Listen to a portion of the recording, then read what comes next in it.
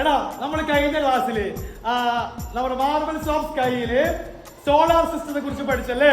There are 8 planets around the sun. Solar സിസ്റ്റത്തെ കുറിച്ച് പ്ലാനറ്റ്സിനെ കുറിച്ച് പഠിക്കാൻ വേണ്ടിട്ട് മാഷിന് സിമ്പിൾ ആയിട്ടുള്ള ഒരു വഴി പറഞ്ഞതില്ലേ? ഒരു സോങ് പഠിപ്പിച്ചില്ലേ? അതിലൂടെ എല്ലാവരും പ്ലാനറ്റ്സിനെ കുറിച്ച് പഠിച്ചില്ലേ? സിമ്പിൾ അല്ലേ? സാറിന് പാടിത്തരുവാണ്. വീനസും എർത്തും മാർസും ജുപ്പിറ്ററും പാട്.